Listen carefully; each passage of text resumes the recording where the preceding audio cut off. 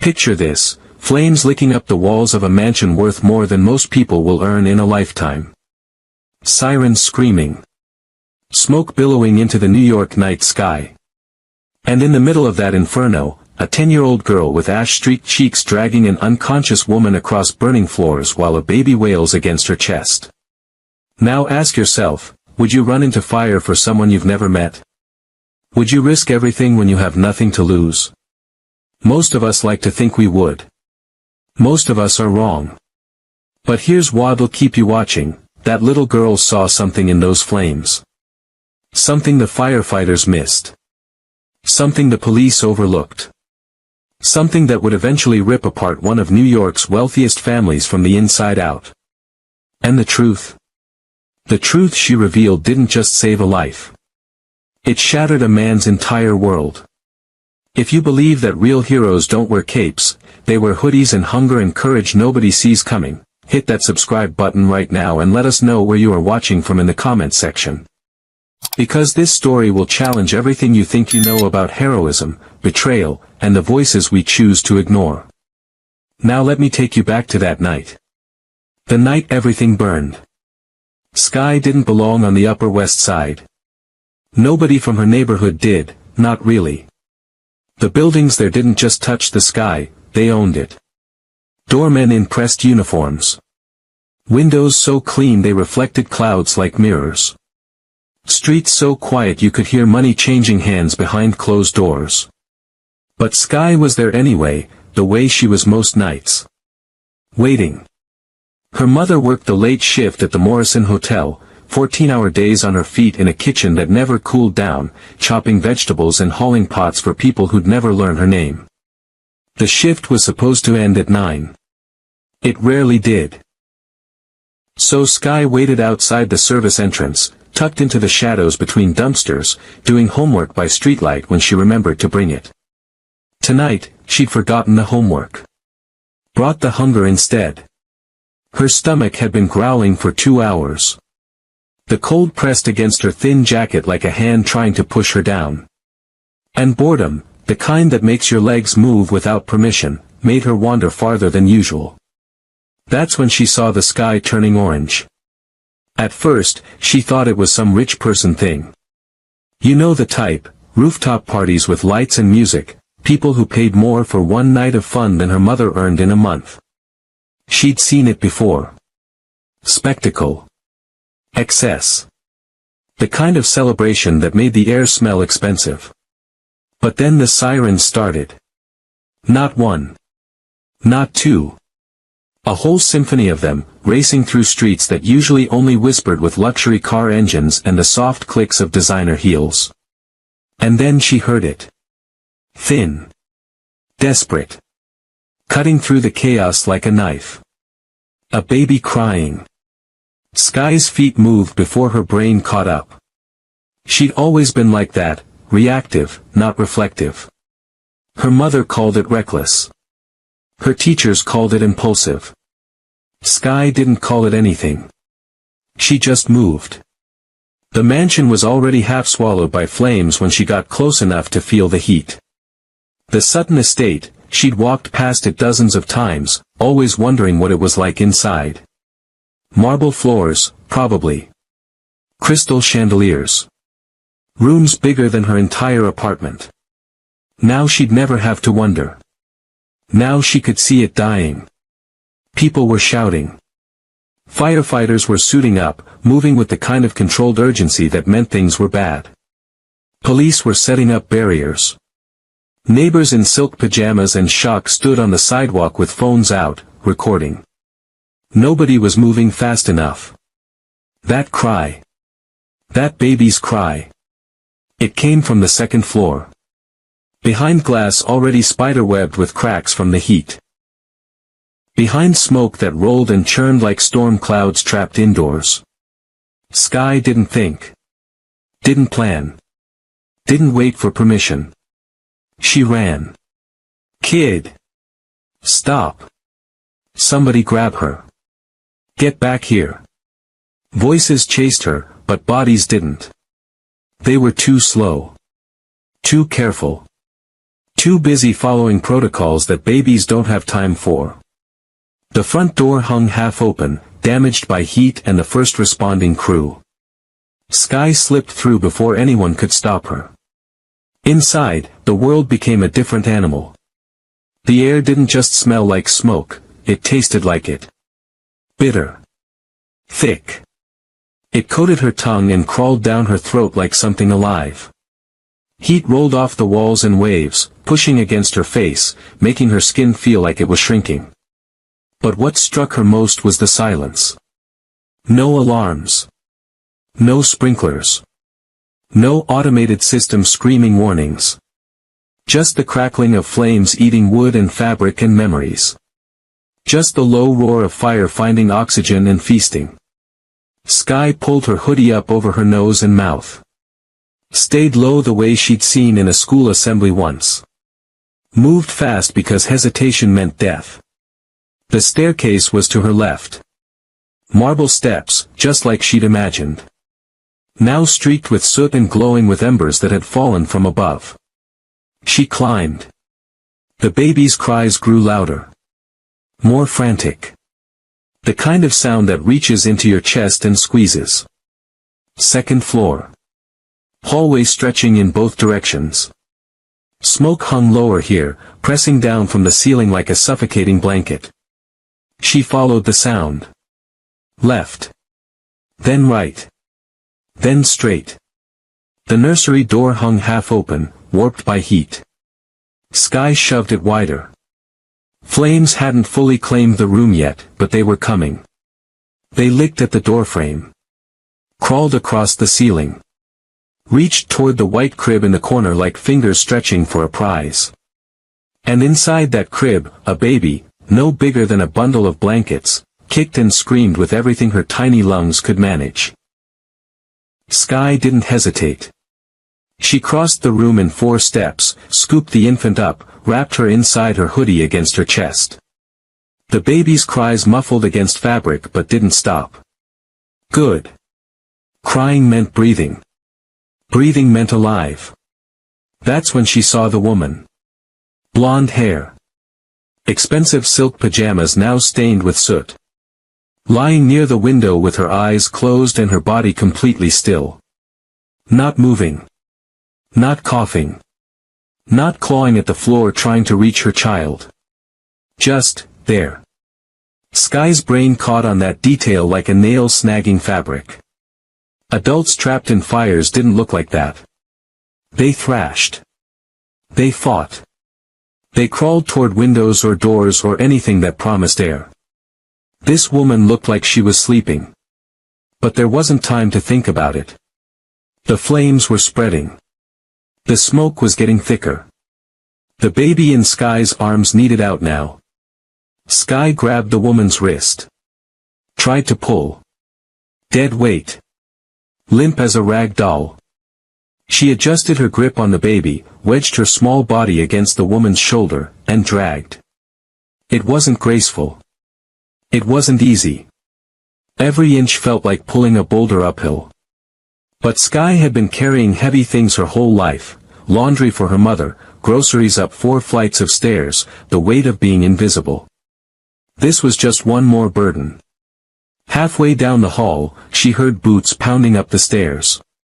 Over here, someone shouted. 2 firefighters burst through the smoke like giants in yellow and black. One grabbed the baby from Sky's arms. The other scooped up the woman and threw her over his shoulder. Let's go, let's go. They moved like a unit, surrounding Sky, pushing her toward the stairs. Down. Down. Into clearer air. Through the front door. Out into the night where sirens still screamed and lights still flashed and people still filmed with their phones. The firefighter handed the baby to paramedics. The woman was laid on a stretcher. Oxygen masks. Urgent voices. Organized chaos. Sky stood there, swaying. The second the weight left her arms, both the baby and the adrenaline, her legs turned to water.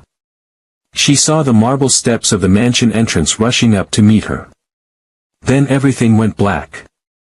Paul Sutton didn't remember getting out of the car. One moment he was screaming at his driver to go faster, faster, damn it, why is there traffic, why are these lights red, move, move, and the next he was sprinting toward flames that were devouring his home like a living thing with an appetite. His legs carried him before thought could catch up. His tie was crooked. His jacket was somewhere in the car. His mind was a single loop of panic. Sophie. Sophie. Sophie. Sir, you can't. He shoved past the officer trying to hold him back. That's my house. My daughter's inside. We have a team upstairs, sir, there. A shout cut through the noise. Paul spun. And froze. A little girl stumbled through the smoke-filled doorway, clutching something bundled against her chest. Her face was streaked with ash. Her clothes were singed. Her eyes were wide but focused, not panicked, not frozen, just moving. A firefighter rushed forward and lifted something from her arms. Something small. Something that let out a thin, gasping wail. Paul's knees almost buckled. Sophie. His daughter. His baby girl. Alive. The firefighter handed her off to paramedics, and Paul watched them work, checking airways, applying oxygen, moving with practiced precision. He wanted to run to her. Wanted to hold her. But his legs wouldn't move. His brain couldn't process. Because all he could see was the little girl. She was so small. Maybe 10 years old. 11 at most. Black. Dressed in clothes that had seen too many washes and not enough meals. She swayed on her feet, and before anyone could catch her, she collapsed onto the marble steps. Another firefighter caught her before her head hit stone. Get a medic over here. Paul's driver appeared at his elbow. Sir, your wife. He pointed. They were wheeling Layla out on a stretcher. Oxygen mask strapped to her face. Eyes closed. Soot streaked across her usually flawless skin. Paramedics barking vitals to each other. Paul should have run to her. Should have grabbed her hand. Should have fallen apart with relief that his wife was alive. But he couldn't stop staring at the little girl being loaded into an ambulance. She had carried his entire world out of that fire. And he didn't even know her name. The hospital was too white. Too bright. Too full of sounds that meant nothing to Sky. Machines beeping. Nurses walking in soft shoes. Voices in the hallway discussing patients by number, not name. Everything smelled like disinfectant trying to cover up something worse underneath. Sky lay under a thin blanket that somehow felt heavy. Her lungs still burned with every breath, not sharp pain, just a dull ache that reminded her the smoke had gotten in deep. And 4 dripped clear liquid into her arm. Monitors tracked rhythms she didn't understand. A nurse with kind eyes and tired hands kept checking on her. How are you feeling, sweetheart? Sky didn't answer. Can you tell me your name? Silence. Is there someone we can call? Your mom? Dad? A guardian? Sky turned her face toward the wall. The nurse sighed. Patted her shoulder. Left. Through the thin curtain separating her from the hallway, Sky heard them talking. The nurses. The social worker who'd arrived an hour ago with a clipboard and questioned Sky refused to answer. No guardian on file. We've checked missing persons. Nothing matching her description. Could be a runaway. Could be homeless. She won't say anything. Just stares.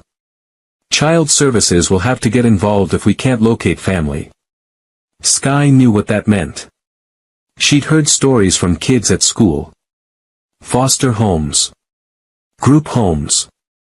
Places where you were a number, not a person. Places where nobody asked why you ran into fires, they just processed you and moved on.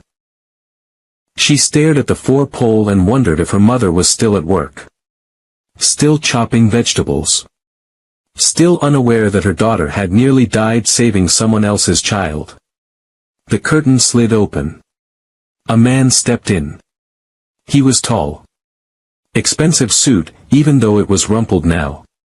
Dark hair with silver starting at the temples. Eyes that looked like they hadn't slept in days. He smelled faintly of smoke, even though his clothes were clean. He crouched beside her bed so their eyes were level. "You went into my house," he said quietly. Not accusing. Not demanding. Just, stating fact. Sky didn't respond. "You saved my daughter." Her gaze slid past him to the machines instead. "My name is Paul," he continued. His voice was soft. Careful. Like he was trying not to spook a wild animal. "Paul Sutton. That was my home. My family." Still nothing. He glanced at the nurse standing in the doorway. "Has anyone been able to reach her mother?" The nurse shook her head. "No contact information. No address on file. She won't tell us anything." Paul turned back to Sky. "Where does your mother work?" Sky's jaw tightened. For a long moment, she said nothing. Then, so quietly he almost missed it, "Hotel kitchens." "Which hotel?" "She works nights." Understanding flickered across his face. "So you wait for her?" Sky's silence was answer enough. Paul sat back on his heels. Something in his expression shifted, not pity, exactly. Something deeper. Something that looked like recognition. This girl waited in alleys. In the dark. For hours. Because she had nowhere else to go. And she still ran into fire for a child she didn't know. He couldn't walk away from that. Wouldn't. He stood. Looked at the nurse. "I need to make some calls." Then he looked back at Sky. "I'm going to find your mother," he said. "And while we do, you're not going anywhere you don't want to go. Understand?" Sky met his eyes then. Really looked at him. She didn't trust him. Didn't know him. Had no reason to believe a word he said. But she recognized something in his face. Something broken trying to hold itself together. She gave a single, almost invisible nod. Paul nodded back. And walked out to start making promises he'd move heaven and earth to keep. What happens when Paul discovers the truth hiding in plain sight? When the investigation reveals that the fire wasn't an accident, and that Sky saw something everyone else missed? Subscribe to our channel and keep watching. 3 days after the fire, Paul stood in what used to be his daughter's nursery. The smell hit him first. Wet ash. Burned plastic. The ghost of smoke that had burrowed into walls and wouldn't leave. Yellow tape marked the doorway. Arson investigators moved through the space like surgeons examining a body, careful, methodical, looking for the story the fire tried to hide. Lead investigator Marcus Webb didn't sugarcoat it. "Accelerant," he said, pointing to darkened patterns on the floor. "Here. Here. And here." His finger traced invisible lines. Someone poured it deliberately. Knew exactly where to place it for maximum spread. Paul's jaw clenched. "You're saying someone tried to burn down my house." "I'm saying someone tried to make it look like an electrical fire." Webb crouched near the crib, what was left of it. Charred wood. Melted plastic. But they got sloppy. Or maybe arrogant. Left a trail. What kind of trail? Webb stood, pulled out his tablet, swiped through photos. Security footage from your service entrance. 2 nights before the fire. Your wife admitted a contractor. Paul leaned in. The image was grainy but clear enough. Layla standing in the doorway. A man in work clothes beside her. She was smiling. "You recognize him?" Webb asked. "No. Name's Damian Rhodes. Did electrical work around the city. Emphasis on did. Webb swiped again. He's disappeared. Phone's off. Apartment cleared out. Bank account emptied 3 days ago. Paul's stomach turned. You think my wife? I don't think anything yet. Webb's tone was professional, but his eyes told a different story. But there's more.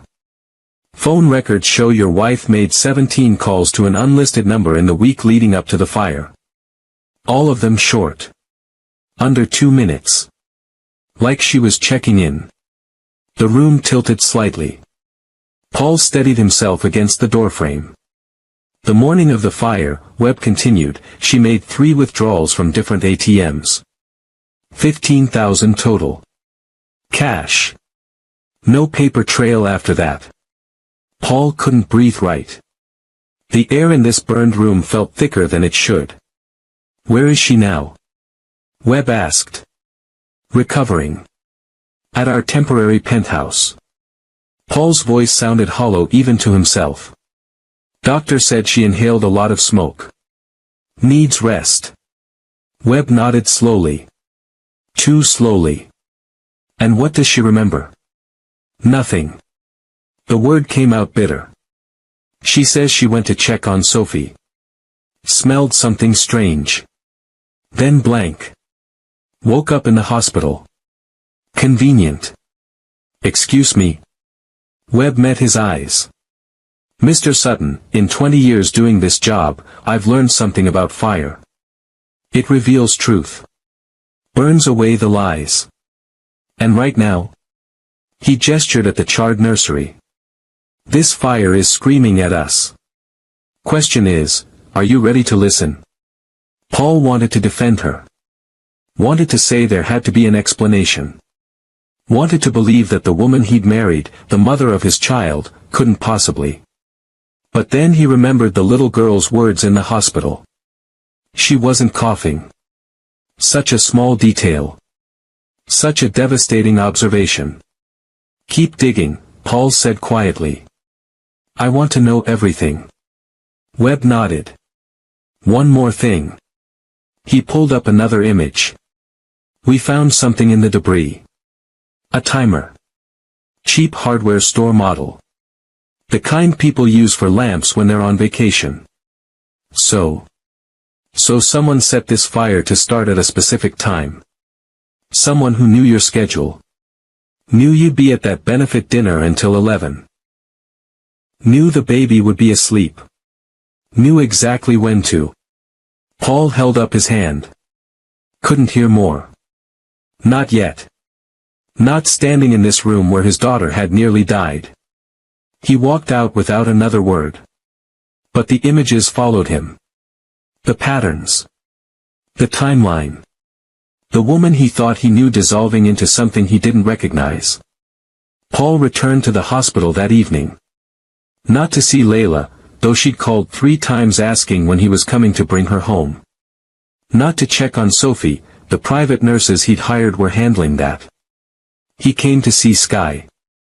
She was sitting up when he entered. Still small in that hospital bed. Still quiet.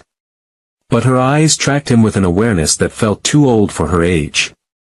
They found accelerant, he said without preamble. No hello. No small talk. Someone poured gasoline in my house and lit a match. Skye didn't react. Just watched. The investigators think it was planned. Timed. Deliberate. He sat in the chair beside her bed. They think someone wanted my daughter dead. Still nothing. Paul leaned forward. You saw something that night. In the nursery. I need you to tell me. I already told you. Tell me again. Everything. Skye was quiet for so long he thought she might refuse. Then she spoke, voice low and steady. When I got to the nursery, the flames hadn't reached the crib yet. They were crawling across the ceiling. Working their way down the walls. She paused. But they would have gotten there. Another minute, maybe 2. And my wife? She was on the floor. By the window. You said she wasn't coughing. No. Sky's gaze didn't waver. She wasn't coughing. Wasn't choking. Wasn't trying to crawl to the door. Maybe she'd already passed out from the smoke. Maybe. The word hung there, weighted with doubt. Or maybe she laid down. Paul felt something cold slide down his spine. What do you mean? I mean. Sky chose her words carefully, like picking through broken glass. People who pass out don't look comfortable. They collapse wherever they fall. Twisted. Awkward. She demonstrated with her hands. But your wife looked like she was waiting. Waiting for what? For the smoke to get thick enough that nobody would question why she couldn't get out. Sky tilted her head. But I got there too early. Before the smoke filled the room. When she could still breathe just fine if she wanted to. The words landed like stones in Paul's chest. You're saying she chose to lie there. I'm saying she wasn't trying to save your daughter. Sky's voice was matter-of-fact. Not cruel. Not judgmental. Just honest. She was on the floor while the baby screamed. That's all I know. Paul stood abruptly. Paced to the window. Stared out at the city lights without seeing them. His mind was racing through memories now, rewinding and replaying them with new context. Layla insisting on handling the nursery remodel herself. Getting annoyed when he asked about contractors. The new security system she said they didn't need because the old one worked fine. Her distance after Sophie was born. The way she held the baby for photos but handed her off to nannies the moment cameras stopped clicking. The prenup her lawyer had pushed so hard for.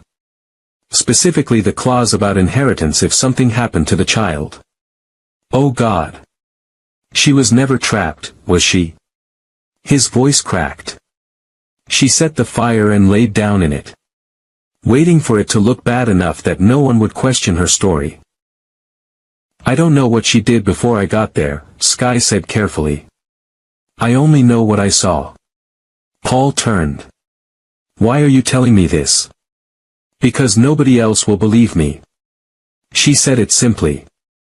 I'm just a kid from nowhere. No address. No proof. No reason for anyone to listen. I'm listening. I know. Sky pulled the blanket tighter around herself. That's why I waited. Waited. The word echoed. This child had been waiting for the right moment to drop this bomb. Had been sitting on this information for 3 days, watching, calculating when Paul would be ready to hear it. How many 10-year-olds thought like that? What happened to you? Paul asked quietly. Before this. What made you so smart? She offered the word without ego.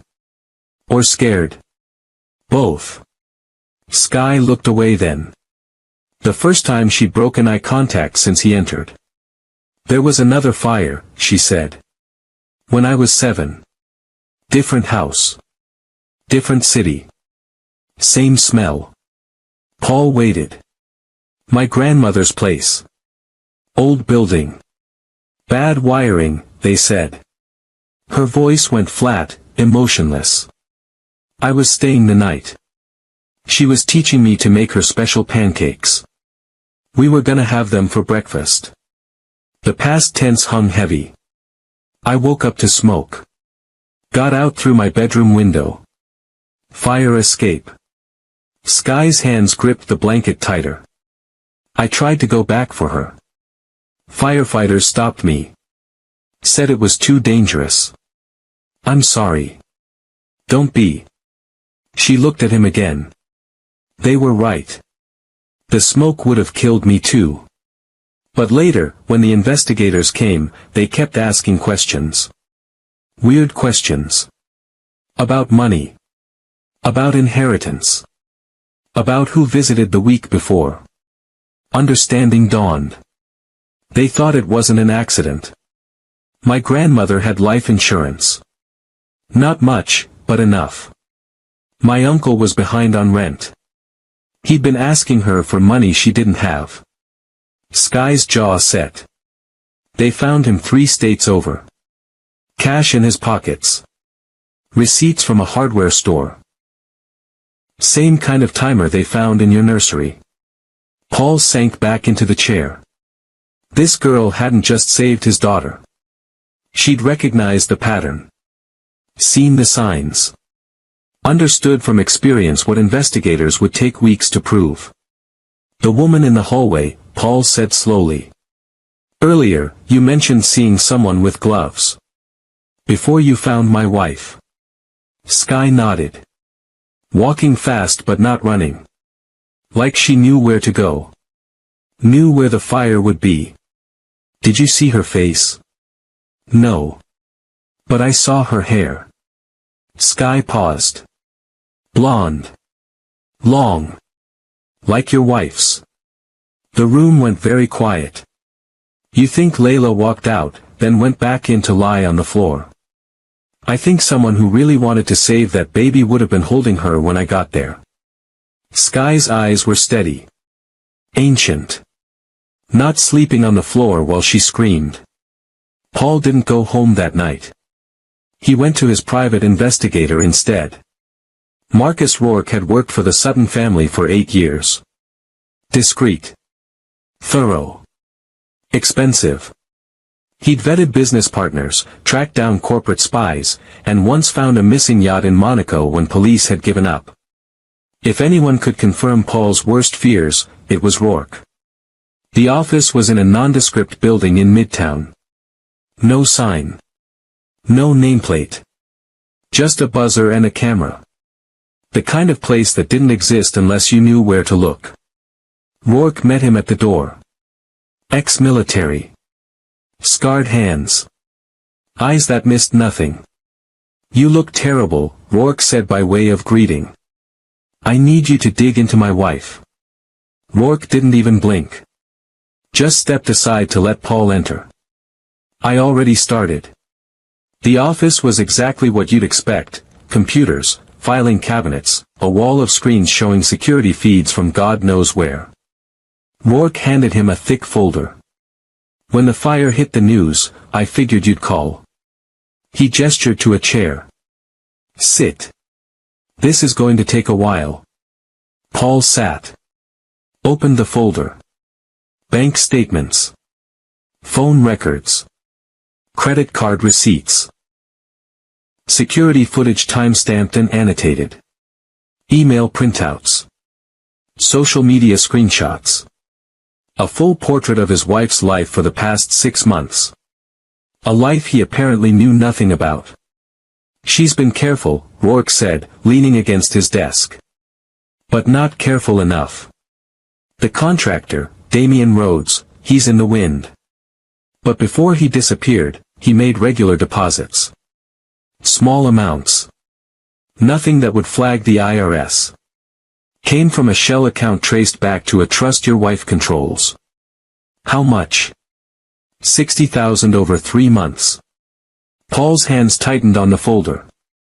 For what? Officially. Consulting work on unspecified projects.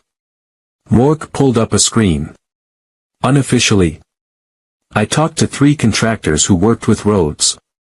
They all said the same thing, he specialized in making accidents look real. Fires. Gas leaks. Electrical malfunctions. The room felt smaller. Airless. There's more, Rourke continued. Your wife's been meeting with a divorce attorney. Started 4 months ago. But here's the interesting part, she stopped going after Sophie was born. Why would she stop? Because the prenup changed everything. Rourke handed him another document. In a standard divorce, she'd get 20 million. Not bad. But if something happened to Sophie before the child's 2nd birthday. He pointed to a specific clause. The inheritance clause kicks in. Sophie's trust reverts to surviving parents. That's 200 million. Plus life insurance. Plus the estate. Paul couldn't breathe. Couldn't think. The numbers swam in front of his eyes. She needed Sophie dead, he said hollowly. Looks that way. And she needed it to look like an accident. Fire destroys evidence. Kills without leaving marks. If it had worked, if that little girl hadn't shown up, your wife would be the grieving mother. Inheritance would have transferred. And you'd never have questioned it. Paul stood. Paste. The folder slipped from his hands, pages scattering across the floor. There's something else you should know, Rourke said quietly. Your wife visited the hospital twice after the fire. I know. I was there. Not those visits. Rourke pulled up security footage. Late night. When you weren't around. She didn't go to Sophie's room. Paul's blood went cold. Where did she go? The footage showed Layla in a hospital corridor. Walking with purpose. Stopping outside a room. Looking around to make sure no one was watching. Sky's room. She stood there for 3 minutes, Rourke said. Just staring through the window. Then she left. Paul felt sick. She wanted to see if Sky would talk. Or she wanted to know if Sky saw something. The implications crashed over him like waves. His wife had tried to murder their daughter. A child had risked her life to save Sophie. And now Layla was checking on the witness. The only witness who could destroy her story. I need you to do something, Paul said, voice hard as steel. Find Sky's mother. Locate her. Make sure she's safe. Then arrange security for the hospital. I don't want my wife anywhere near that girl. Rourke was already typing. Consider it done. And Rourke? Paul turned at the door. Keep digging. I want everything. Bank accounts I don't know about. Properties. Secret phones. Lovers. I want to know every lie she's ever told me.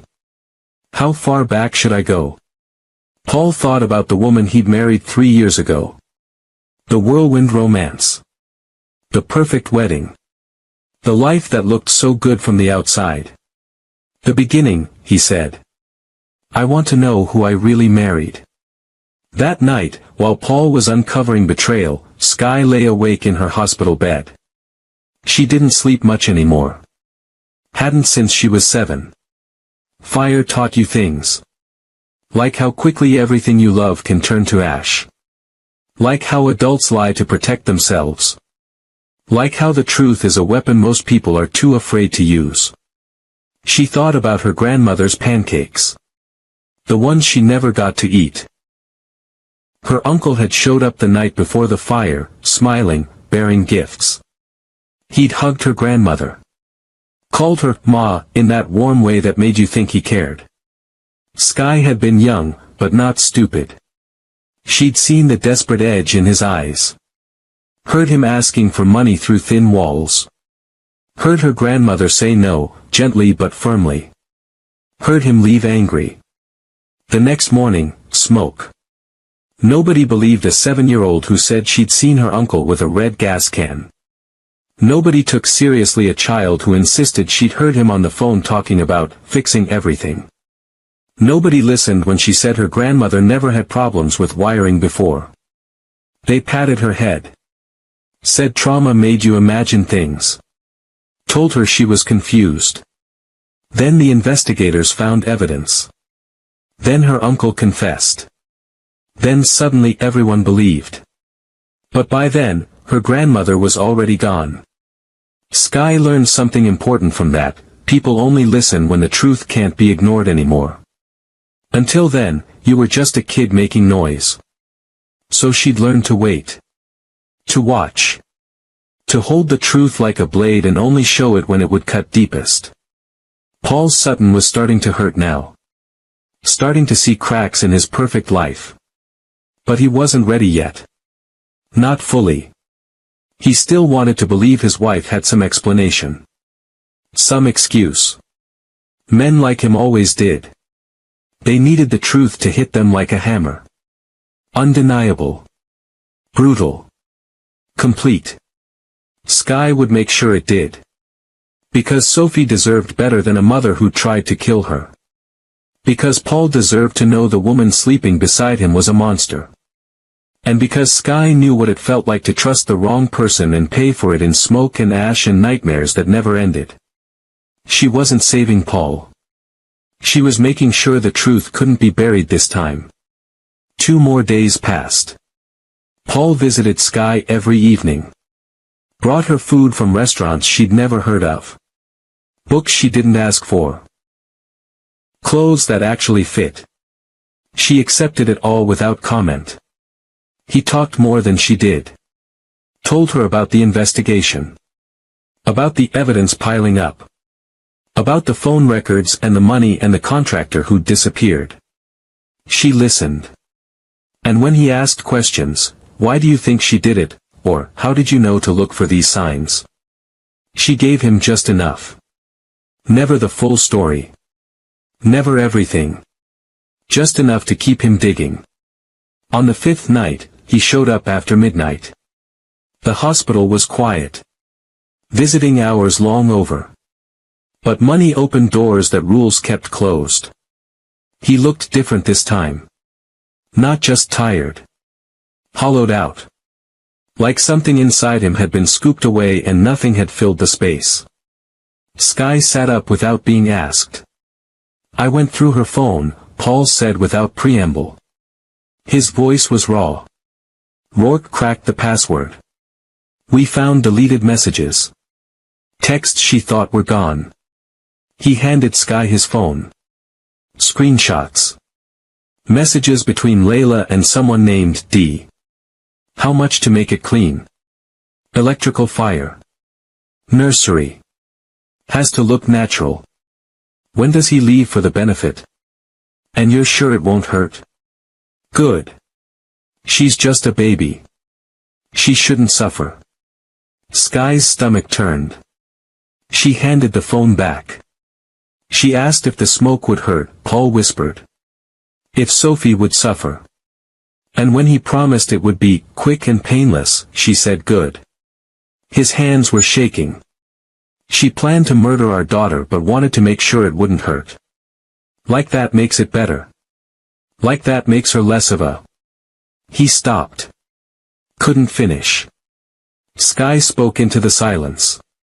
What are you going to do? Paul looked at her. Really looked. What would you do? I'd make sure she never got close to Sophie again. The police. Will take time. Evidence. Lawyers. Trials. Sky's voice was steady. Old. How long before she gets bail? Before she's out on the street with access to money and people who'll do anything if you pay them enough? Paul's jaw clenched. You asked what I'd do, Sky continued. I'd protect what matters first. Prove things later. He studied her for a long moment. This small girl with ancient eyes who'd seen things no child should see. Who'd learned lessons in fire and betrayal that most adults never understood. You're right, he said quietly. Right now, take a second and drop a comment. What would you do if you discovered someone you love tried to murder your child? Would you call the police immediately, or would you take matters into your own hands first? Let me know below, because what Paul does next will shock you. Don't forget to subscribe to our channel. I'm moving Sophie somewhere safe, Paul said. Somewhere Layla doesn't know about. And I'm taking you with us. Sky's eyes widened slightly. The first real surprise he'd seen from her. Your mother, we found her. She's working doubles at the Morrison. Rourke's been watching to make sure she's safe. But you. He leaned forward. You're the only person who saw what really happened. The only witness who can confirm what we're finding. If Layla realizes you're talking, realizes you can destroy her story. He didn't need to finish. Sky understood perfectly. She was dangerous to Layla. And people had a way of disappearing when they became inconvenient. I'll keep you safe, Paul said. Both of you. Your mother too. Whatever she needs. Whatever you need. But I need you to trust me. Sky had learned not to trust promises made by rich men in expensive suits. But she'd also learned to recognize desperation. And Paul Sutton was desperate enough to keep his word. Okay, she said simply. Paul nodded. Relief and determination warred across his face. We leave tonight, he said. Pack light. Tell no one. He stood to go. Paused at the door. Sky. She looked at him. Thank you, he said. For saving Sophie. For telling me the truth. For being brave when you didn't have to be. She didn't respond. Just watched him leave. Brave. People always called it that. Bravery. Courage. Heroism. But Sky knew better. It wasn't bravery that made you run into fire.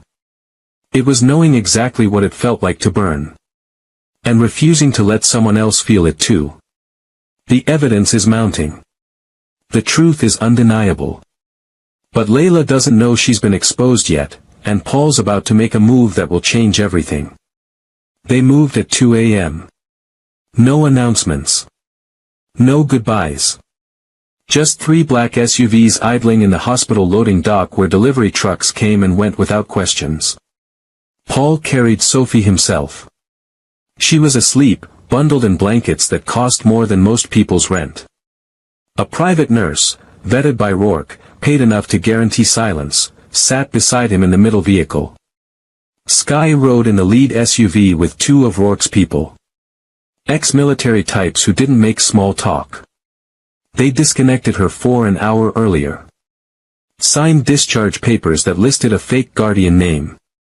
Erased her from the hospital system like she'd never been there. Magic trick, courtesy of money and influence. The city slid past the tinted windows. Streets still awake despite the hour. Taxis hunting fares. Delivery trucks restocking bodegas. People stumbling out of bars, laughing too loud, living lives that didn't involve murder and betrayal and running in the middle of the night. Sky watched it all without expression. She'd run before. Different reasons. Different circumstances. But the feeling was the same, that electric awareness that everything could go wrong in the next 5 seconds. That safety was always temporary. That the people chasing you were always closer than they seemed. The lead driver spoke into his radio. Clear on 5th. No tails. A crackle of confirmation from the other vehicles. They weren't being followed. Layla didn't know they'd left. Didn't know Paul had emptied his daughter from that hospital like smoke from a burning room. Not yet. But she would. Soon. And then things would get dangerous. The SUVs pulled into an underground garage 20 minutes later. Private building. The kind with security that didn't ask questions because they were paid not to. Concrete and fluorescent lights and the echo of car doors slamming shut. Paul emerged with Sophie still sleeping against his shoulder. He looked at Sky across the garage. 42nd floor, he said. Nobody knows about this place except Rourke and me. Not my lawyers. Not my business partners. Not her. Sky nodded. They rode the elevator in silence. Just the hum of machinery and Sophie's soft breathing and the weight of everything unsaid pressing down like atmospheric pressure before a storm. The doors opened directly into the apartment. Sky had never seen this much space belong to so few people. Floor-to-ceiling windows overlooking the river. Hardwood floors that gleamed even in dim lighting. Furniture that looked like it cost more than her mother made in a year. A kitchen with appliances Sky couldn't name. Rooms branching off in multiple directions. But it felt empty. Not just quiet, hollow. Like a place built to impress, not to live. Sophie's nurse took the baby to a bedroom already prepared with a crib, monitors, and everything an infant needed. She closed the door softly behind her. Paul showed Sky to another room. Smaller but still bigger than her entire apartment. Clean bed. Private bathroom. Clothes in the closet that would actually fit her. Rourke must have sent someone shopping. You can lock the door from the inside, Paul said, pointing to the deadbolt. No one has keys except you. Not even me. Sky appreciated that. Not the luxury. The lock. Your mother, Paul continued. Rourke's people contacted her 3 hours ago. She's being relocated to a secured hotel. All expenses covered. We told her you're safe, that you're with me, that we'll arrange a meeting once we're certain Layla doesn't know where anyone is. She'll be scared, Sky said quietly. I know. But she'll be alive. Paul's voice was harder than she'd heard before. That's what matters right now. Sky nodded. She understood triage. Understood that comfort came after safety, not before. Paul started to leave, then stopped. Turned back. I need you to understand something, he said. This isn't charity. This isn't guilt. You're here because you're the only person who told me the truth when everyone else was lying. Including me. Lying to yourself.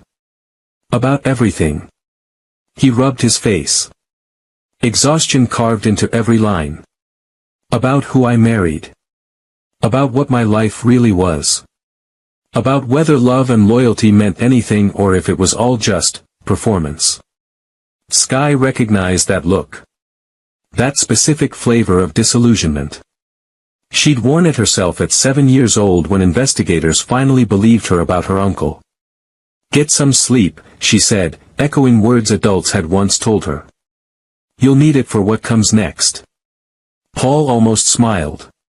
Almost. When did you get so old? Fire makes you grow up fast. He left her alone then.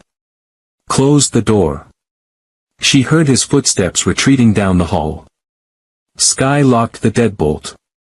Checked the windows, 42 stories up, nothing to climb, no way in except through the front door. Checked the bathroom, no other entrances, frosted glass too thick to break quietly. Safe. As safe as anywhere could be.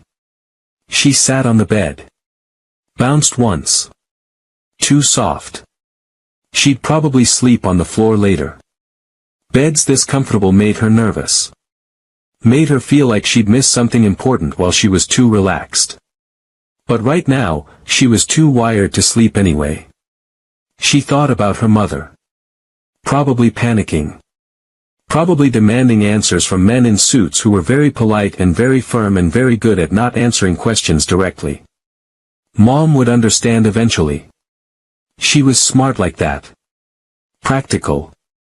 She'd taught Sky how to survive. How to make a dollar stretch, how to tell which adults were dangerous, how to stay invisible when visibility meant trouble. Sky pulled her knees to her chest.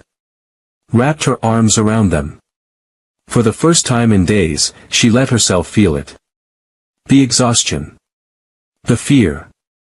The weight of carrying truth that could get her killed. She'd saved Sophie because it was the right thing to do. But now she was tangled up in something much bigger than one burning building. Now she was the witness. The liability. The girl who knew too much. And in her experience, people who knew too much didn't live long unless someone powerful wanted them alive. Lucky for her, Paul Sutton very much wanted her alive. For now. Layla Sutton arrived at the hospital at 9 a.m., 8 hours after they'd left. She'd taken her time getting ready. Hair perfect. Makeup flawless. The right amount of concern etched into her expression, not too much, not too little. Grieving mother. Devoted wife. Survivor. She'd practiced in the mirror. The nurses at the desk recognized her immediately. Mrs. Sutton. The woman who'd barely escaped that terrible fire. How brave. How tragic. How fortunate that everyone survived. I'm here to see my daughter, Layla said, voice soft and wounded. Oscar-worthy performance. The nurse checked her computer. Frowned. Checked again. I'm sorry, Mrs. Sutton, but Sophie was discharged last night. Layla's carefully constructed expression faltered. Just for a second. Discharged? By whom? Your husband, ma'am. He signed all the paperwork around 2 a.m. Ice flooded Layla's veins. And he took her where? We're not at liberty to share that information. But I'm sure if you call him. Layla was already walking away. Phone out. Dialing Paul. Straight to voicemail. She tried again. Same result. Text messages, where is Sophie? Why wasn't I informed? Call me immediately. No response. She felt it then, the first real flutter of panic. Paul never ignored her calls. Never moved Sophie without consulting her. Never made decisions about their daughter without at least pretending she had a say. Something was wrong. She tried the penthouse. Empty. Security said Mr. Sutton hadn't been there in 2 days. She tried his office. Assistant said he'd cancelled all meetings indefinitely. She tried Rourke. Number disconnected. Layla stood in the hospital parking lot, perfectly manicured hands trembling slightly, and understood. He knew. Somehow, impossible as it seemed, Paul knew. Her mind raced through possibilities. The investigation? No, they'd been careful. Damien was gone, untraceable. The phone records? All burners, all destroyed. The money? Untraceable through shell companies. There was no evidence. Nothing that could prove anything. Just circumstantial suspicion at best. Unless someone had seen something. Someone who was there. In the house. During the fire. The girl. That little black girl who'd carried Sophie out. Layla had seen her in the hospital. Watched through the window while the child slept. Wondered if she'd noticed anything. Decided it didn't matter, who would believe a homeless kid with no credibility over a wealthy woman with lawyers and influence? But Paul might. Paul, who had a weakness for sob stories and underdogs. Paul, who was stupid enough to let sentiment cloud judgment. She needed to find that girl. Needed to know what she'd said. Needed to make sure whatever story she told could be discredited before it destroyed everything. Layla got in her car. Made a call. I need you to find someone, she said when the voice answered. A girl. About 10. Black. No last name on file. She was admitted to Presbyterian after the fire. Find out where she went. A pause. Then, that'll cost extra. Things are hot right now. People are watching. I don't care what it costs. Find her. She hung up. Started the engine. Checked her face in the mirror. The mask had cracked slightly. She smoothed it back into place. Paul thought he was protecting his daughter by hiding her. He had no idea what he'd just started. Rourke called Paul at noon. We've got it. Paul was in his home office, the one in the safe house, separate from the main living space. Sophie was napping. Sky was in her room, door locked. The world outside kept turning while his world fell apart. Got what? Paul asked, though he knew. Had been waiting for this call. Dreading it. Video evidence. From Rhodes' phone. We cracked the encryption this morning. Paul's hand tightened on the phone. Send it. Paul, maybe you should come here. Have someone with you when you watch. Send it. Now. A pause. Then, sending. His laptop pinged. Email from a secured server. Download link. Password protected. Paul entered the password with shaking fingers. The file opened. It was night vision footage. Grainy but clear enough. Timestamp, 2 nights before the fire. The nursery. Empty crib. Moonlight through windows. Then movement. The camera stabilized, someone holding a phone, filming. Layla stepped into frame. She looked different than in public. No smile.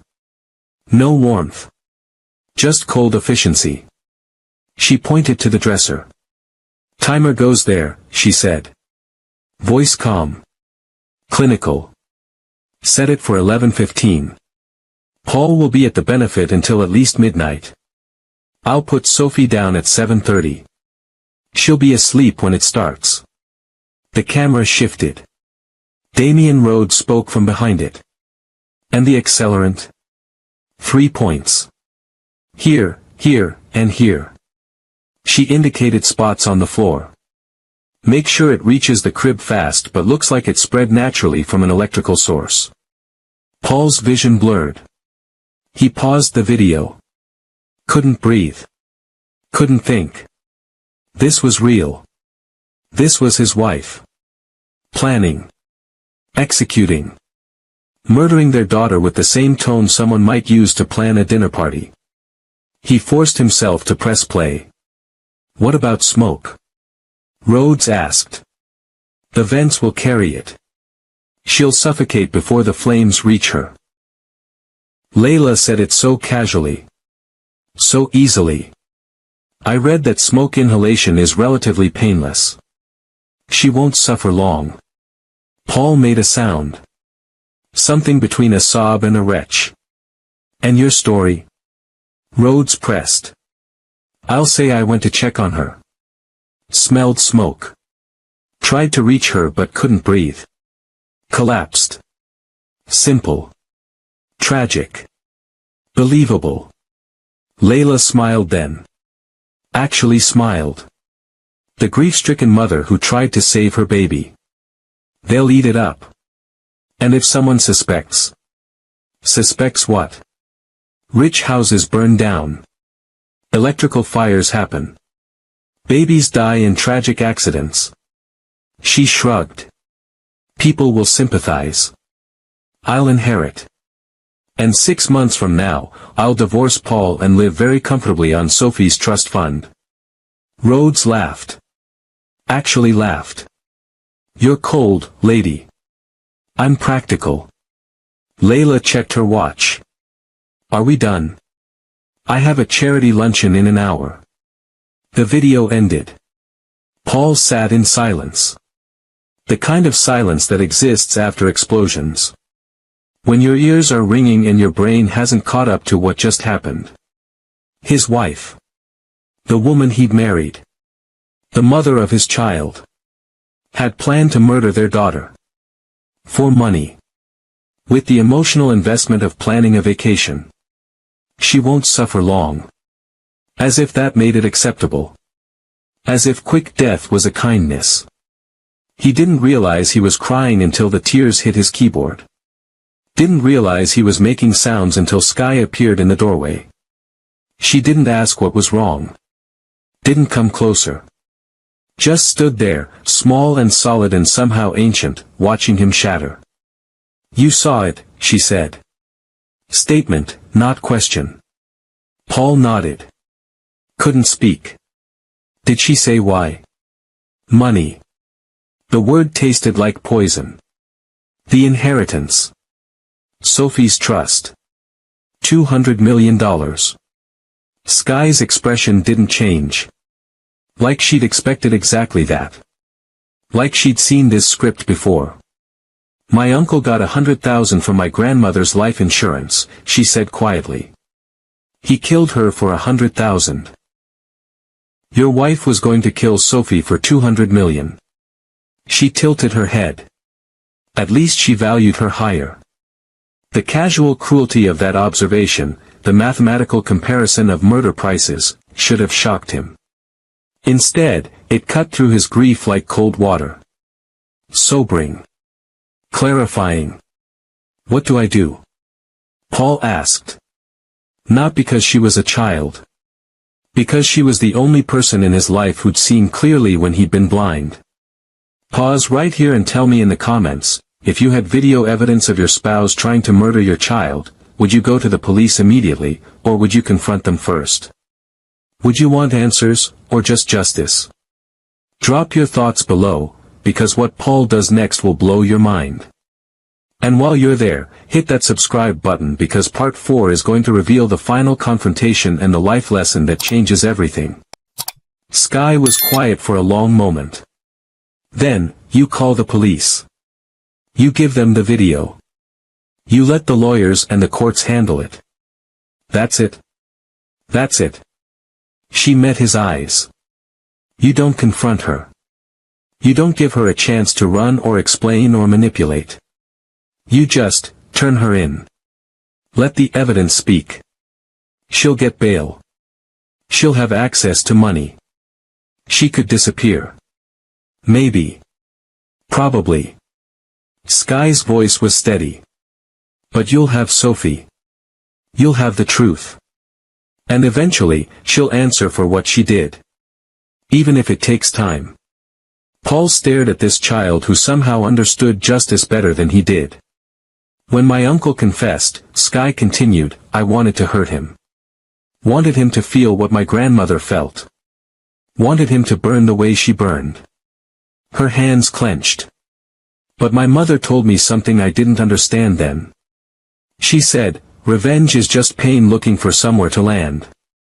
Justice is making sure it lands in the right place. Did it help? Justice? No. Sky's honesty was brutal. My grandmother was still dead. Justice didn't bring her back. Didn't fill the hole. Didn't make the nightmares stop. Then what's the point? The point, she said slowly, is that he couldn't do it again. He's in prison. He can't hurt anyone else's grandmother. That's not revenge. That's protection. Paul absorbed that. Let it sink in. Protecting Sophie. Protecting other children Layla might hurt if she stayed free. That was the point. Not making himself feel better. Not getting emotional satisfaction. Just stopping the danger. He stood. Wiped his face. Saved the video to 3 different encrypted drives. Copied Rourke on everything. Sent the evidence to his lawyer with instructions to contact the DA immediately. Then he made the call. NYPD, how can I direct your call? I need to report an attempted murder, Paul said. His voice sounded strange. Calm. Detached. Like someone else was speaking through his mouth. I have video evidence. My wife tried to kill our daughter. They came for her at 4 p.m. 4 unmarked cars. 8 detectives. 2 representatives from the DA's office. They'd watched the video. Verified its authenticity. Obtained a warrant in record time. Layla was at the penthouse when they knocked. Hair wrapped in a towel. Face mask half applied. She'd been pampering herself. Stress relief, probably. Wondering where her husband and daughter had gone. She answered the door with an annoyed expression that vanished the moment she saw the badges. Layla Sutton. Yes. You're under arrest for attempted murder, conspiracy to commit murder, and arson. You have the right to remain silent. She didn't scream. Didn't resist. Just stood there, face mask still on, while they cuffed her hands behind her back. Then, as they led her to the car, she laughed. Not hysterical. Not panicked. Just a soft, bitter sound that carried across the street. He actually did it, she said to no one in particular. I didn't think he had it in him. One detective pushed her head down. Guided her into the car. Slammed the door. The cameras were already there. News crews who'd gotten tips. Neighbors with phones. The arrest of a wealthy socialite accused of trying to murder her baby made headlines instantly. By 6 p.m., it was everywhere. By midnight, the video had leaked. Someone in the DA's office, probably. Someone who wanted to make sure public opinion was solidly against her before the trial even started. It worked. The internet exploded. Hashtag Justice for Sophie trended worldwide. Layla's social media was flooded with death threats. Her family released a statement condemning her actions. Friends deleted photos with her. Charities removed her name from donor lists. She was erased from polite society faster than fire had consumed the nursery. That night, Sky stood at the window of her room, looking out at the city. 42 stories below, people were living normal lives. Going to dinner. Catching trains.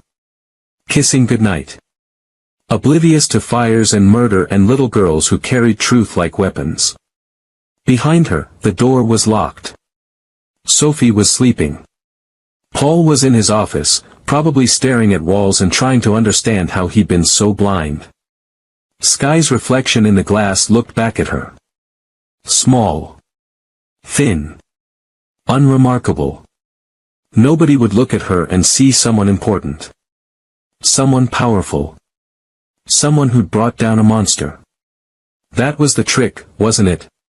People never saw you coming when you looked like nothing. She thought about Layla in a cell somewhere. Thought about her uncle in whatever prison held him. Thought about all the people who tried to burn away their problems and got burned themselves instead. Fire didn't play favorites. It consumed everything equally. The guilty and the innocent. The rich and the poor. The careful and the reckless. But some people fed the fire themselves. Poured accelerant. Set timers. Walked away thinking they controlled something uncontrollable. Those people always learned the same lesson: fire doesn't follow plans. It follows fuel.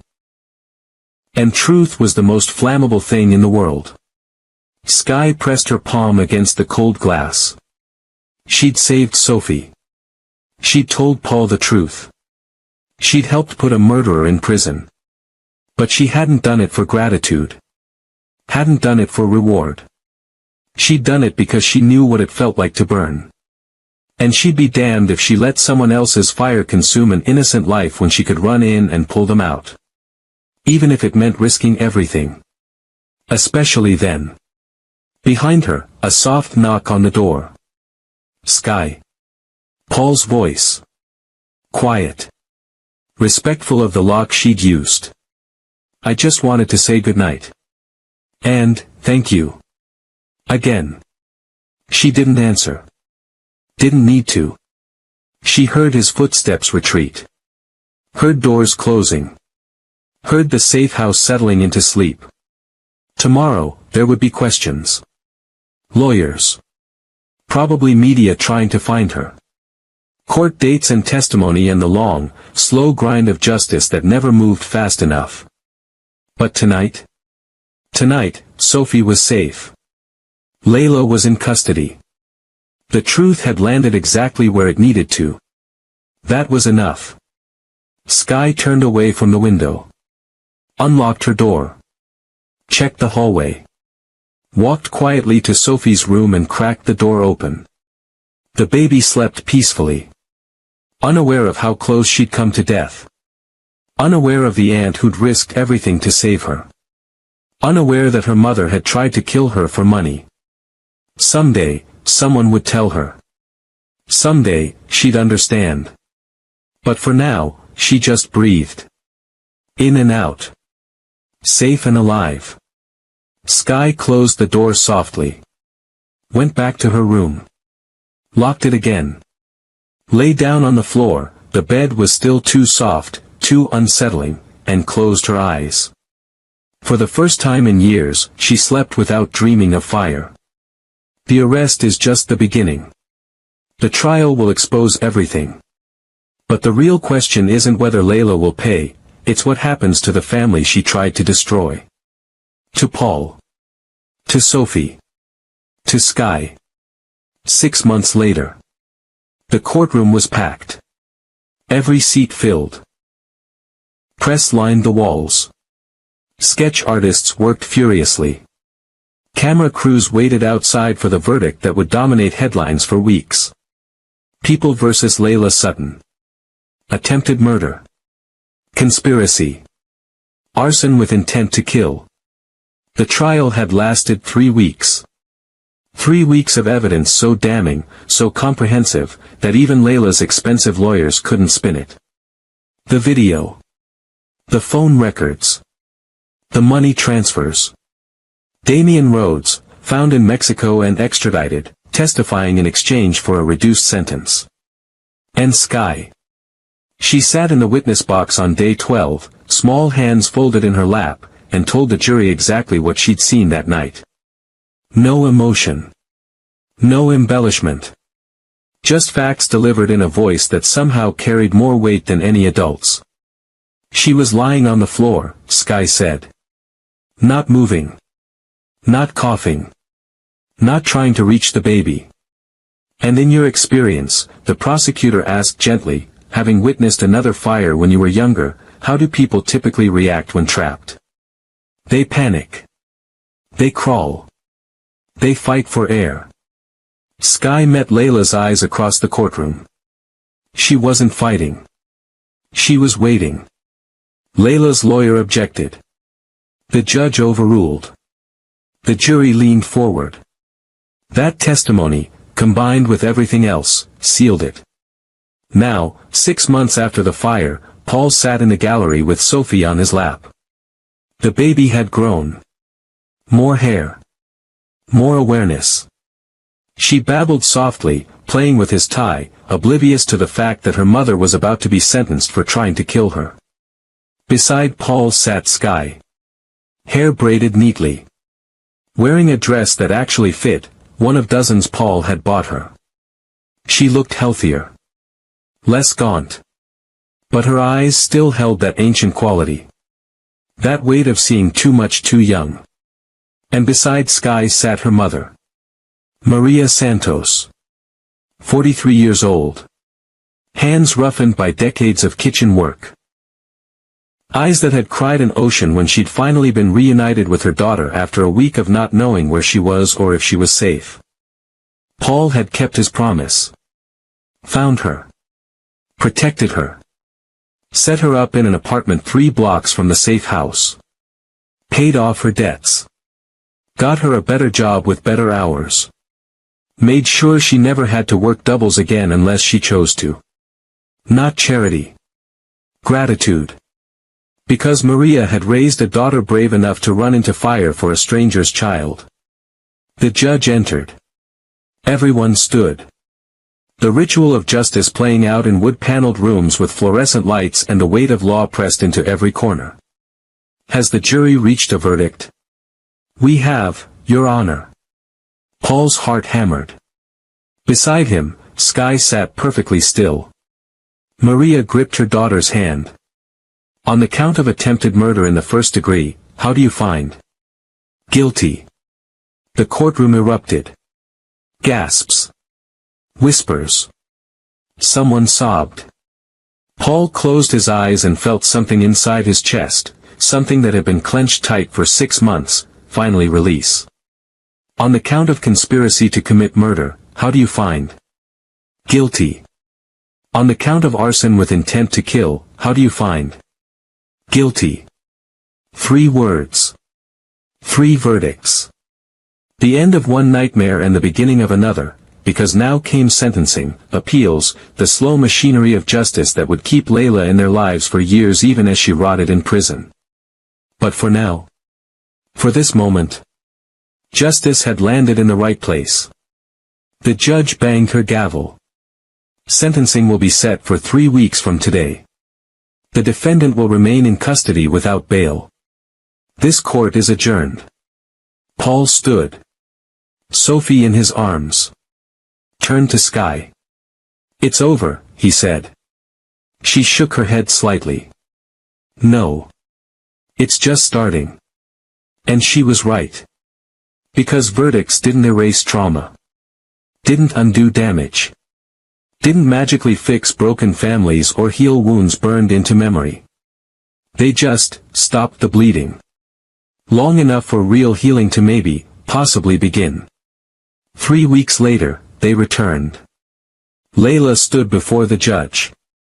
Orange jumpsuit. No makeup. Hair pulled back. She looked smaller somehow. Less polished.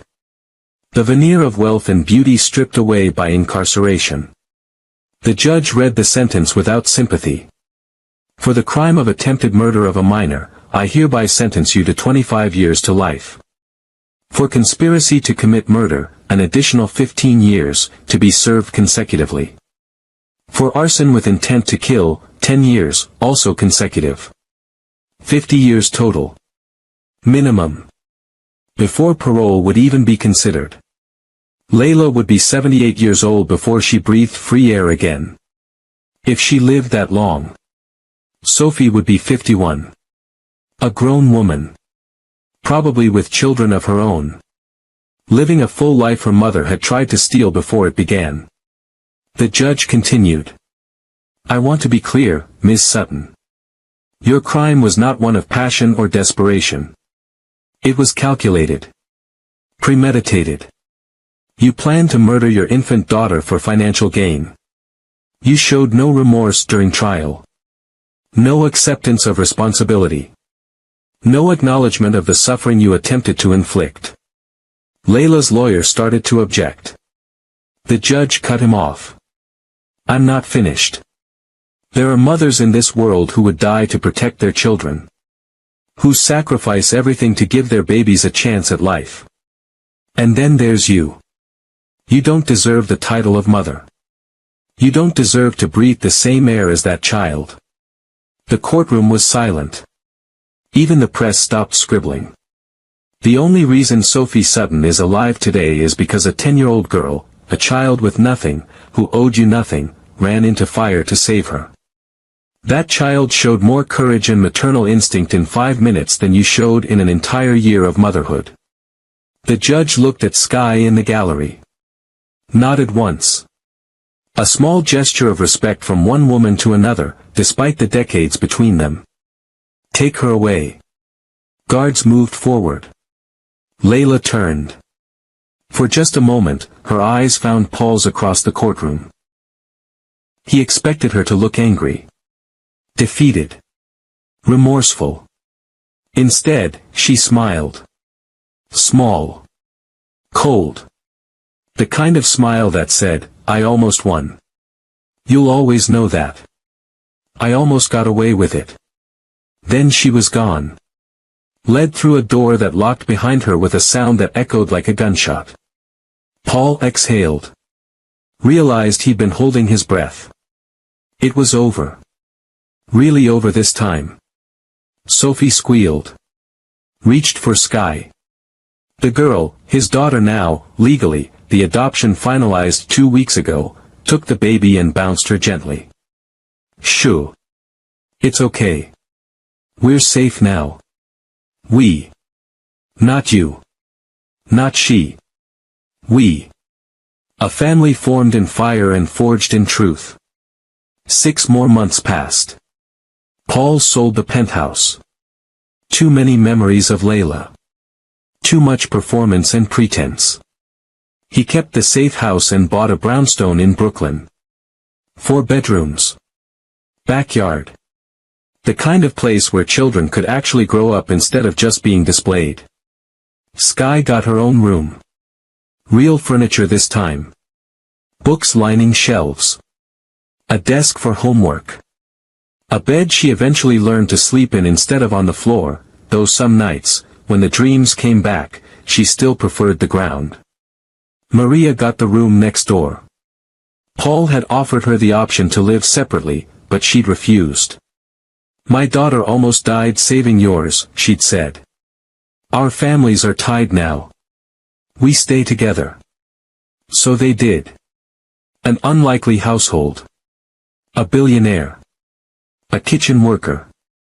2 girls, 1 a baby, 1 nearly 11. No shared blood between Paul and Sky or Maria. No biological connection. Just circumstance and choice and the decision to build something new from ashes.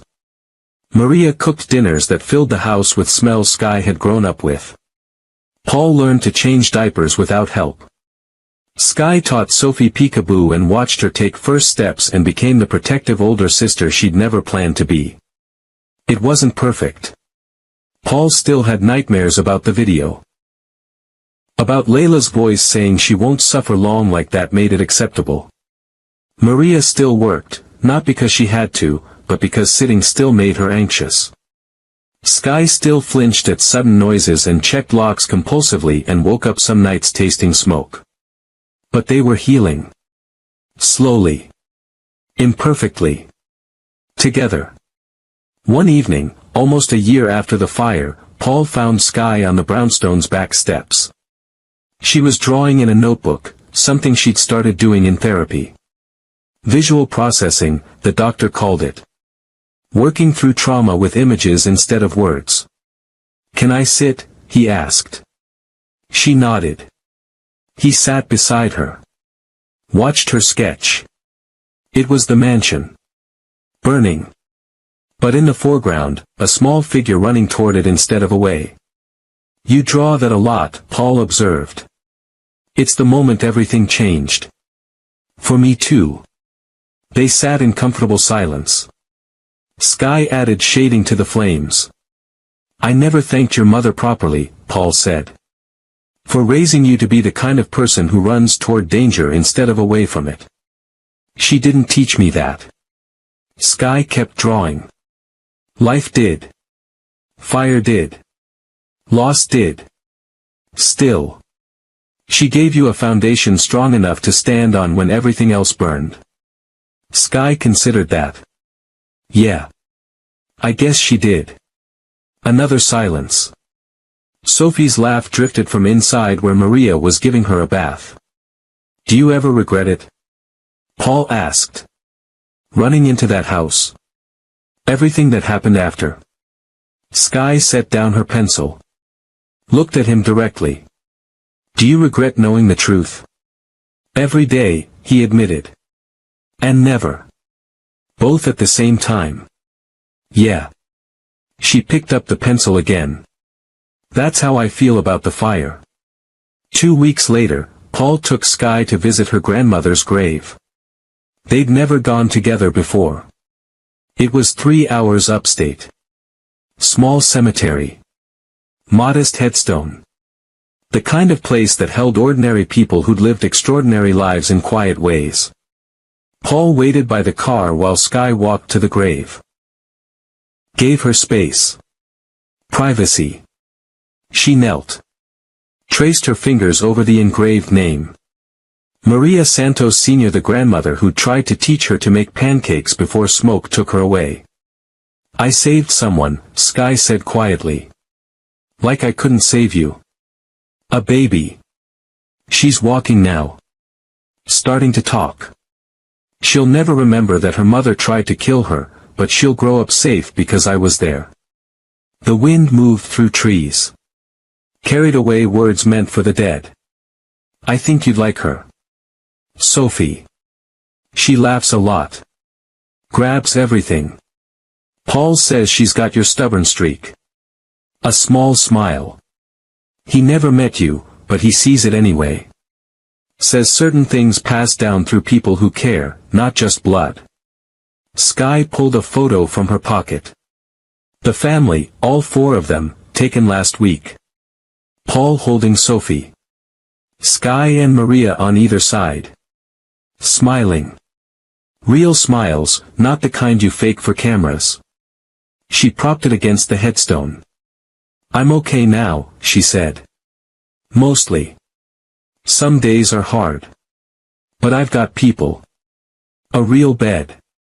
School that I actually like. A mom who doesn't have to work herself to death anymore. And a little sister who needs me." She stood.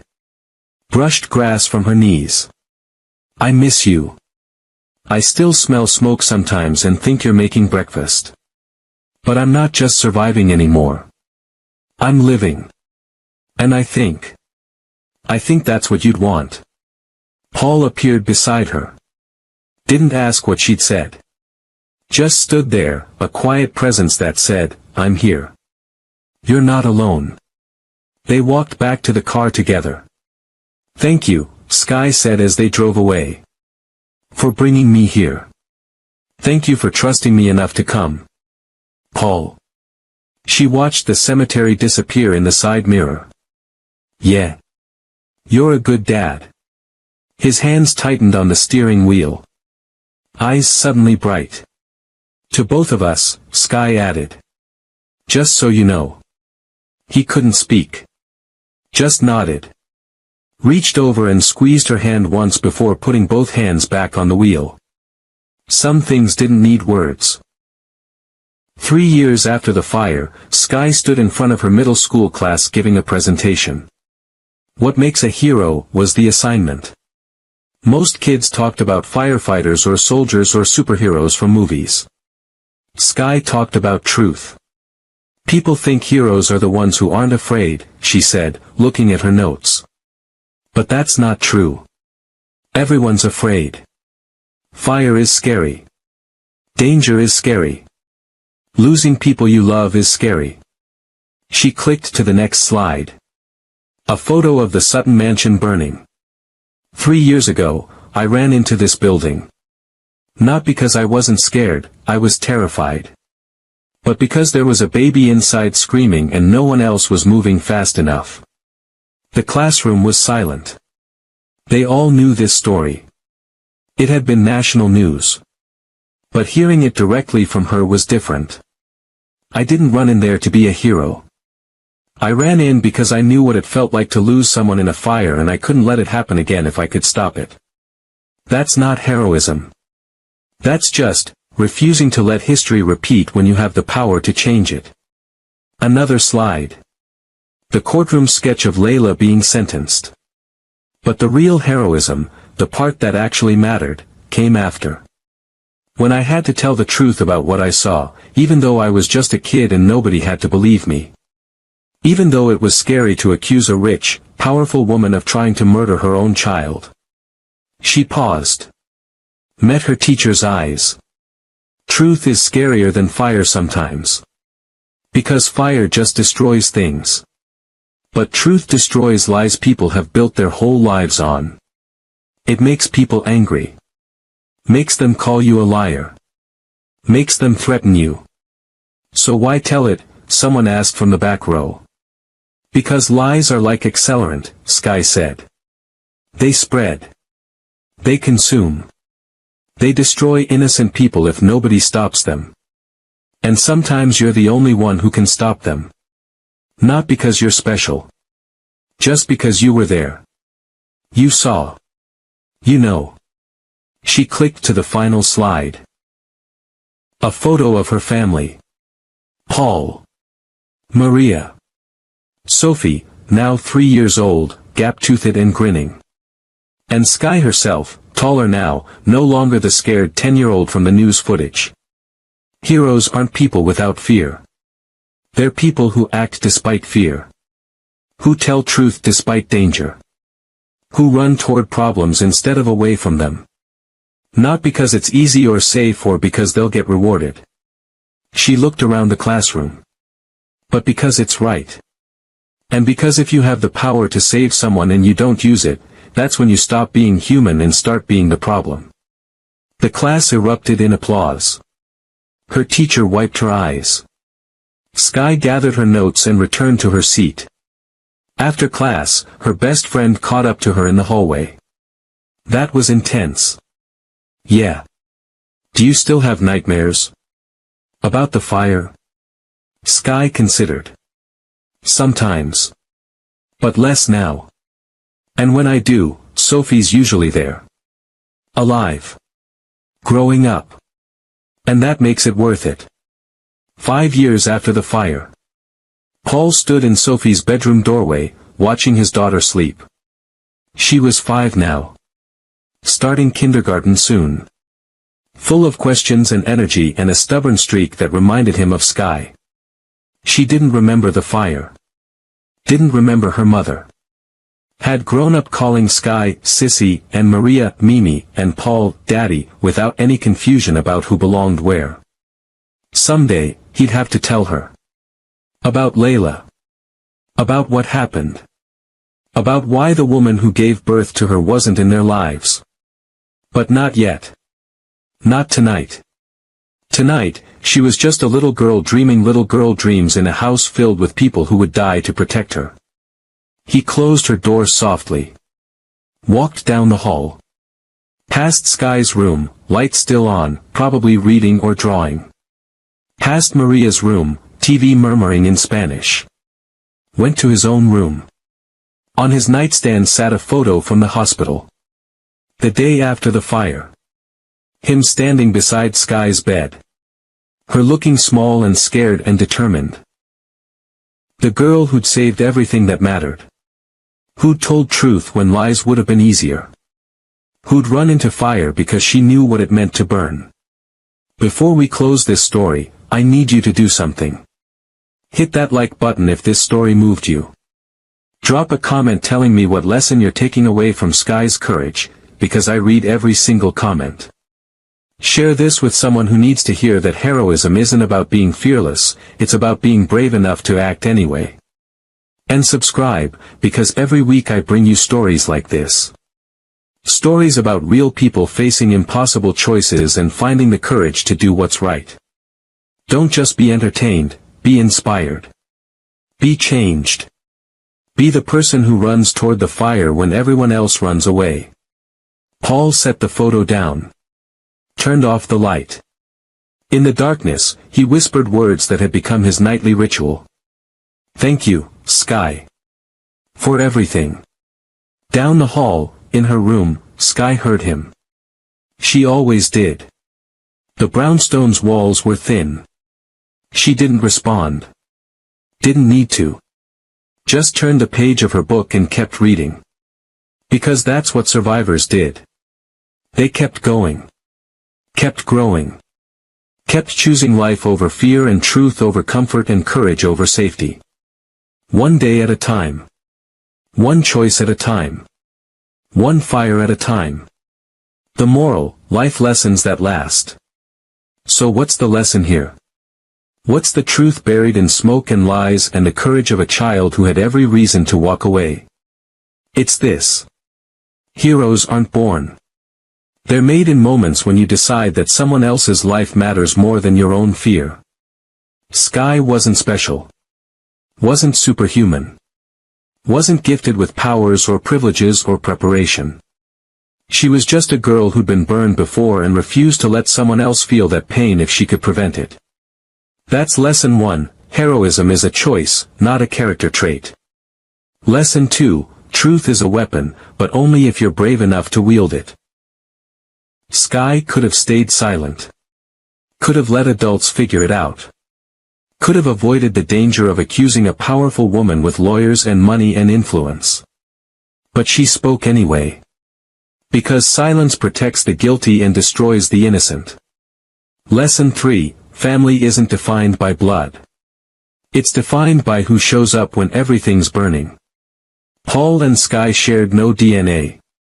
Maria and Paul came from different worlds. But they built something real. Something that mattered.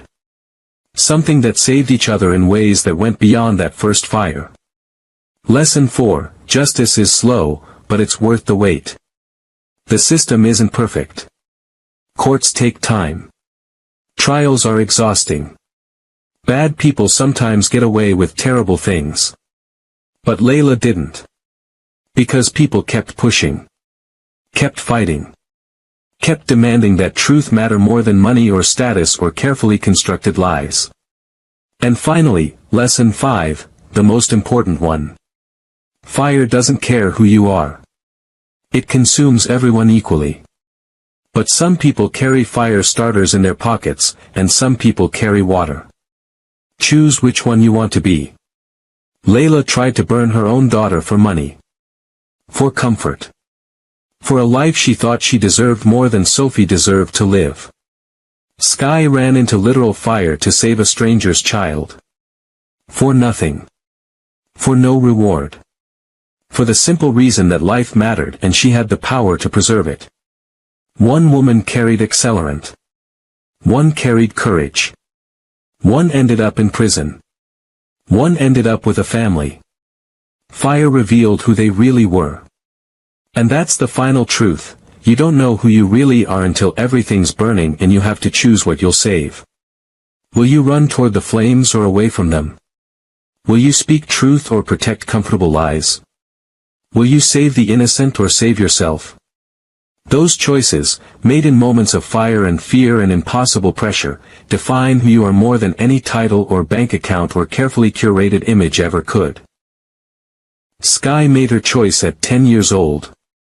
The question is, what choice will you make when your moment comes?